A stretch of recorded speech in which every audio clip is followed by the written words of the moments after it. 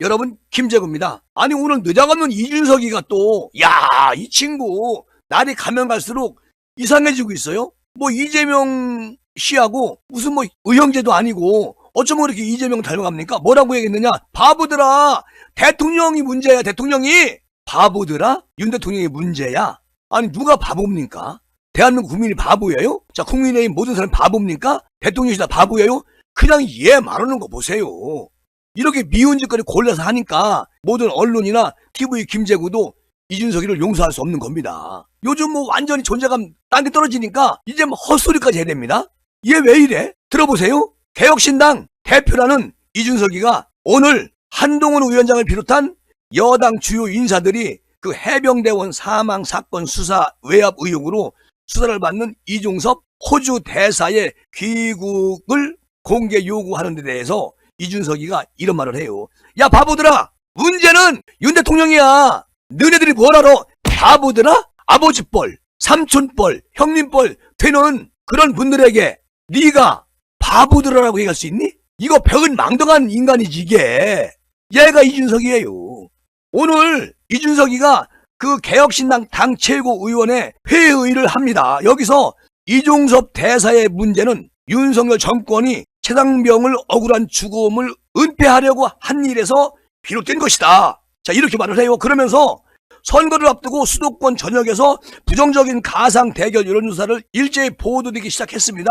그런데 여권 내에서 한동훈, 안철수, 나경원 이런 인물들이 런종섭 호주 대사의 거취에 대해서 한마디씩 보태기 시작했다. 이렇게 이제 짓거리면서 이준석이가 이 모든 은폐 계획이 나중에 백일화에 드러난다. 드러난다 하더라도 이 대사는 주범이 아니라 종범밖에 되지 못한다. 이렇게 주장을 해요. 그러면서 뭐라고 하냐면 런종섭.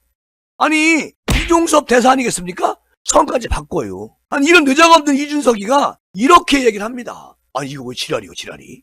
자, 그러면서 뭐라고 얘기하냐면 주범은 국민이 부여한 막강한 권력을 국가가 가족의 품으로 돌려보내지 못한 그런 한 젊은 용사의 죽음이 관계된 진실을 은폐하기 위해서 사용한 윤석열 대통령이다. 국민의 힘은 선거용으로 눈 가리고 아웅할 것이 아니고 진정성 있게 문제를 제기하려면 윤 대통령의 사과 그리고 특검 수용을 종용하라. 이렇게 얘기를 해요.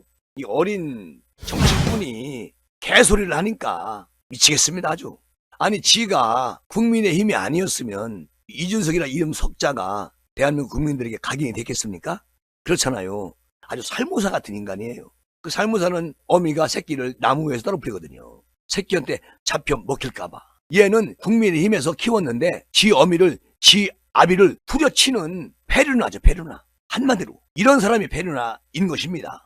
자, 얘가 또 기자들을 만나가지고 이런 얘기합니다. 김건희 건이 대두됐을 때 김 여사의 사과나 대통령 사과가 본질이 아니라 사실관계를 명명백백하게 밝히고 수사에 임하도록 특검을 받아들이는 것이 중요한 문제였다. 그런데 사과하느냐 마느냐 이 여부로 여론을 집중시켜놓고 사과 같지 않는 사과로 넘어가서 지금 이런 사태까지 번진 것이다. 이렇게 말을 해요. 아니, 이종섭 대사 문제하고 김건희 여사 문제가 같은 겁니까? 전혀 다른 거잖아요. 근데 이렇게 소환해가지고 이재명 같은 그런 짓거리를 하고 있는 것이죠. 거기다가 1980년대 언론인 휘깔 테러 이 사건 이런 것을 그 황상무라는 그 시민수석이 다시 한번 했어요. 잘못한 건 맞습니다. 그런데 이 얘기를 또 이준석이가 더 심하게 밟아보래요. 어떻게 밟느냐? 대통령실 참모라는 사람이 휘칼 이야기를 언론인들을 겁박하면서 후려친다. 아직 직을 지키고 있는 것 자체가 국민들을 대신해가지고 권력에 아픈 질문을 던지고 그리고 그 답을 받아가지고 다시 전달하는 그런 언론인들에 대한 모욕 아니냐.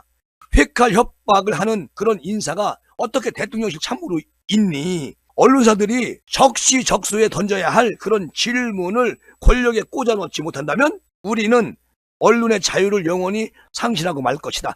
어쨌든 이 준석이는요, 작은 것도 크게 만들어서 부풀리는 그런 습성이 있어요.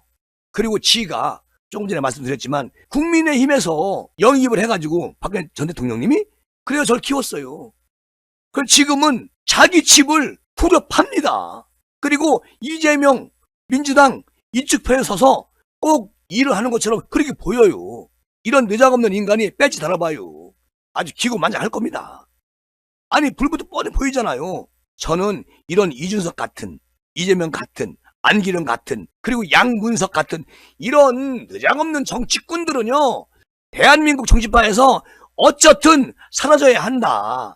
그래야 입법부가 국민을 위해서 일할 수 있는 그런 국회가 돼야 된다. 난 그렇게 생각을 합니다. 이거는요, 아무리 생각을 해봐도 이런 사람들은 정치 영역 안에서 일을 할 수 있게 국민들이 만들어주면 안 된다. 그런 생각을 하는 겁니다. 뭐 저뿐만 아니라 대한민국 국민이라면 그런 생각을 다 하겠지. 정치판을 가만히 들여다보면 뭐 이 당 저 당 왔다 갔다 하는 정치인들도 있고, 또 이준석 같은, 이재명 같은 무조건 자기가 권력을 잡아서 무엇을 거느리려고 하는, 조직의 왕이 되려고 하는 그런 습성을 가진 정치꾼들도 있습니다. 근데 이런 조직을 쥐락펴락하려고 하는 그런 습성을 가진 정치꾼들은 몰아내야 된다. 대한민국에서. 그런 말씀을 드리면서 마무리하겠습니다. 답답합니다. 고맙습니다.